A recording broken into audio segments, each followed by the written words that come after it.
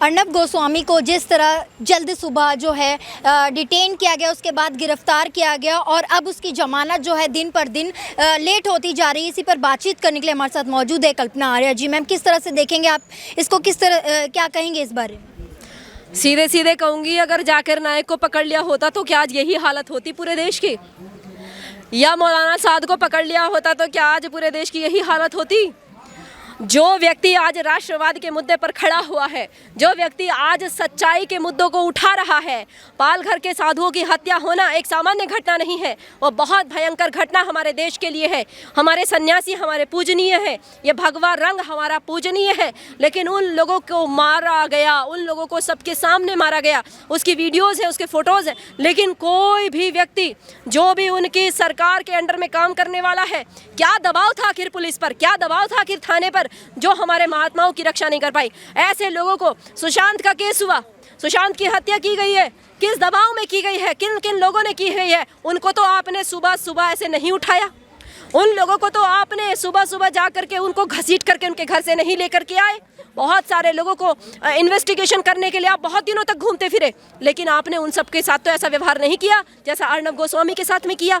तो आप सब लोग, हम सारे जितने भी युवा साथी हैं, हमारे देश का जितना भी यूथ वर्ग है, वो सब आज हम अर्नब गोस्वामी की जमानत के लिए रिक्वेस्ट करते हैं और ये कहते हैं कि भाई आज के बाद आप ये समझ लीजिए, अगर आज उसकी सुनवाई नहीं होती, आज शनिवार है, फिर आप दीपावली की छुट्टियों पर चले जाएंगे, अगर अब सुनवाई नहीं हो रही है तो ये हमारे देश के युवाओं के लिए सबसे बड़ा धब्बा होगा, उनके जीवन का, उनके अस्तित्व पर सबसे बड़ा धब्बा होगा कि हम अर्नब गोस्वामी को जमानत नहीं दिलवा पाए।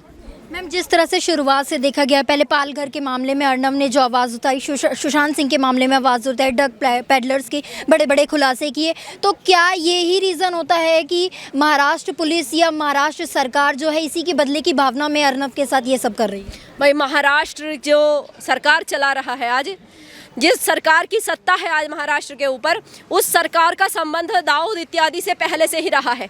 डी कंपनी का सारा सहयोग इन्होंने भरपूर लिया है पूरी जिंदगी भर, और उसमें बड़े बड़े बॉलीवुड स्टार, बड़े बड़े लोग शामिल हैं, बड़े बड़े अरबपति खरबपति व्यापारी शामिल हैं। तो उन सब को देखते हुए भाई, अगर उन पर अटैक किया जाएगा, उनका कुछ खुलासा किया जाएगा, अब ड्रग रैकेट सामान्य बात नहीं है, इतने बड़े लेवल पर चल रहा हो, जिसमें दीपिका पादुकोण तक शामिल हो, जिसमें बड़े बड़े बॉलीवुड के चेहरे शामिल हो, अगर उनको एक्सपोज किया जाएगा तो धरती तो हिलेगी, धरती तो कांपेगी। क्योंकि जिन लोगों ने अपना ड्रग के ऊपर संसार खड़ा कर लिया है, जिन्होंने पूरी इंडस्ट्री खड़ी कर ली है, वो अगर उस पर कहीं थोड़ी सी भी चोट लगती है तो वो लोग तिल मिलाएंगे, और उस तिल मिलाहट का ही परिणाम है कि आज अर्नब गोस्वामी को सुबह सुबह एक इमरजेंसी के तहत, ये सीधे सीधे इमरजेंसी लगाना है अपने शासन के द्वारा। और इनकी आदत रही है, आज 7 नवंबर है, 7 नवंबर 1966 में इंदिरा गांधी ने इसी जगह पर आज इमरजेंसी लगाई थी, हमारे हजारों साधु संतों को मार काट करके फेंक दिया गया था। तो उनको आदत है, कांग्रेस को आदत है इमरजेंसी लगाने की, इमरजेंसी में काम करने की, इस तरह की उनको आदत है कि राष्ट्रवाद की आवाज़ को कैसे दबाया जाए, वो उन्होंने पहले से खेल खेले हैं। उनको लगता है कि राष्ट्र हमारी दौलत है, राष्ट्र हमारी संपत्ति है, और जब वो संपत्ति दूसरे के हाथ में जाती हुई लगती है, या उनको ये लगता है कि अब हम इसके लिए, अब हम ये प्रॉपर्टी हमारी नहीं रहेगी, तब वो तिल मिलाते हैं, और जहाँ जहाँ उनकी सत्ता होती है वो अपनी सत्ता के द्वारा इमरजेंसी का पूरा लाभ लेते हैं, और सारे थाने इत्यादि सब को अपने अंडर में रखते हैं। ना पुलिस स्वतंत्र रह सकती है उनके राष्ट्र में, और ना ही चौथा स्तंभ मीडिया रह सकता है। मैम, क्या इसमें आपको इमरजेंसी 2.0 की झलक दिखाई दे रही है? जिस तरह से राष्ट्रवाद की आवाज़ को लगातार दबाने की कोशिश की गई है, अब लोकतंत्र के चौथे स्तंभ पर भी खतरा मंडरा रहा है। लोकतंत्र के हर स्तंभ पर खतरा है कांग्रेस की सरकार में, और ये आज से नहीं है। अरे आज तो सोशल मीडिया का ज़माना है, सोशल मीडिया के ज़माने में आपने इमरजेंसी 2.0 लगा दिया, जिसमें कि सबको पता चल गया, हर एक अंदर की वीडियो सामने आ गई। लेकिन जब आपने सच में इमरजेंसी लगाई थी, खोल करके लगाई थी, खोल करके लोगों को मारा था, खोल करके छोटे छोटे बच्चों को, दूध में है बच्चों को तुमने पिटवाया था, सीधी गोलियां चलवाई थी, आंसू गैस के गोले छुड़वाए थे, उस समय तुम्हारी संसद में भी लोग बैठे हुए थे, गृह मंत्री गुलजारी लाल नंदा भी थे, उन्होंने भले ही बाद में इस्तीफा दिया हो, लेकिन बड़े बड़े लोग आपके यहाँ पर इसी संसद में बैठे हुए थे। आपने उस समय पर सीधे सीधे गोलियां चलवाई थी। तो इनको तो प्रैक्टिस है, लेकिन इनको प्रैक्टिस करते करते ये भूल गए कि ज़माना बदल गया है। अब आप इमरजेंसी लगाएंगे और पता नहीं चलेगा। उस समय इनके अंडर में अखबार हुआ करते थे, गिने चुने अखबार थे, वो इनके अंडर में चला करते थे। आपको आश्चर्य होगा कि लाखों की भीड़ थी, 3.5 लाख के लगभग भीड़ थी, और जब उसमें भगदड़ मची है तो कई हज़ार लोग तो उसी में मर गए थे। और जब इन्होंने गोलियां सीधे सीधे चलवाई हैं, उस गोलियों से सीधे लोग कई हज़ार मरे। और सरकार का आंकड़ा पता है कितना था? सरकार का आंकड़ा 4 से 5 लोग मरे थे, इतना आंकड़ा बताया था। तो आप ये सोचो कि चौथा स्तंभ क्या हर स्तंभ इनके हाथ में होता है, इनकी अपनी निजी प्रॉपर्टी होती है। तो अभी भी इनकी यही आदत है, जिस प्रदेश में इनकी सरकार होगी वहाँ पर इनको हर स्तंभ अपनी प्रॉपर्टी लगता है, तो उस पर हमला करेंगे। मैम, एक सवाल ये भी खड़ा होता है, आजकल सोशल मीडिया का ज़माना है, वहीं लोगों का इस पर सवाल है कि एक बॉलीवुड एक्टर जो पटरी पर लोग सोए हुए हैं उनको कुचल कर चला जाता है और उसकी ज़मानत 15 मिनट में हो जाती है, लेकिन अर्नब जो राष्ट्रवाद के लिए आवाज़ उठा रहा है उसकी अभी तक ज़मानत नहीं हुई है। इस पर आप क्या कहेंगे? भाई एक बात बताओ, जो माफिया के गुर्गे होते हैं, माफिया के गुर्गे अगर माफिया के तरीके से काम नहीं करेंगे तो भाई उनका जीवन भी नहीं बचेगा। मैं तो ये कहती हूँ, जो लोग भी इस तरह का एकदम तुरंत एकदम निर्णय देते हैं, तो मुझे तो शक है कि कहीं आप भी माफिया की गैंग में तो नहीं है।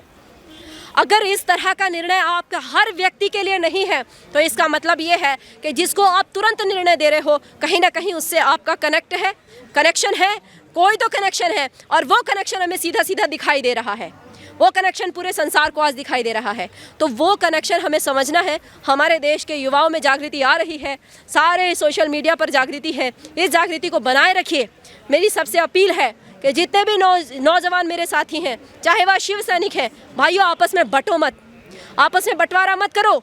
ये कांग्रेस की नीति रही है, ये जरा सी चीज़ों पे बांट देते हैं, छोटे चीज़ों पे बांट देते हैं। इनके पास ऐसी टेक्निक है कि इन्होंने हमारा समाज पहले से ही बांट करके रखा हुआ है। आज जो शिव सैनिक हैं वो भी हिंदू हैं, जो अर्नब गोस्वामी के साथ है वो भी हिंदू हैं। इन 2 विभाग बांट दिए उसने, और कांग्रेस अपने इस विभाग में सफल हो गई। वो एक पेंगुइन के कारण, वो एक, मैं क्या कहूँ, पालतू कुत्ता होता है ना, वो भी थोड़ी सी सफाई कर लेता है। लेकिन ये तो बिल्कुल ऐसा निकला कि शायद पूंछ सीधी ही थी, जिससे सफाई करने का कोई मौका ही नहीं मिला। तो मैं आप सबसे कहना चाहती हूँ, जितने भी मेरे भाई हैं, भाई ऊपर का तबका ये सारे एक साथ बैठ के चाय पीते हैं, एक साथ बैठ करके खाना खाते हैं। नीचे वाले जो लोग हैं, सामान्य कार्यकर्ता है, वो आज बट रहा है। तो मेरी रिक्वेस्ट है, मेरे सारे युवा साथियों से रिक्वेस्ट है, अर्नब गोस्वामी बाहर आ जाएंगे, सब कुछ हो जाएगा, सरकार भी ठीक होगी, लेकिन आप लोग आपस में ना बटें, आप लोग आपस में एक दूसरे से द्वेष ना करें, क्योंकि इनके कारण द्वेष करना ठीक नहीं है। हम जिस तरह से आपने बात की कि निचले स्तर के लोगों को आपस में नहीं बंटना चाहिए, जिस तरह से निचले स्तर के लोग अब लगातार जागरूक हो रहे हैं, जैसे हमने बॉलीवुड में देखा लक्ष्मी बॉम्ब को लक्ष्मी कर दिया गया, क्या ये क्रेडिट जो है इन्हीं लोगों को जाता है? बिल्कुल, बहुत सारे बदले जाएंगे। अभी तो देखते जाओ, कोई ऐसी मूवी नहीं बना सकता अब, क्योंकि हर बच्चा जागरूक हो चुका है, देश का हर व्यक्ति जागरूक हो चुका है। कोई आपका नैरेटिव अब नहीं चलने वाला कि आप शोले बनाओगे और उसमें एक ही व्यक्ति होगा, वही अजान दे रहा होगा, वही अपने लड़के को, उसको मरे हुए लड़के को उठा रहा होगा, और आप सीधे सीधे हमें ये बताना चाहते हो, हमें उससे फ्रेंडली करना चाहते हो उन सारी चीज़ों से। ये देखो, आप मुनव्वर राणा को देखो, कैसा जिहादी निकल करके सामने आया है, बोल रहा मुझे अरब भेज दो। कैसी बात है? कैसे जिहादी हमारे बीच में पहले से ही साहित्य के नाम पर छिपे हुए हैं।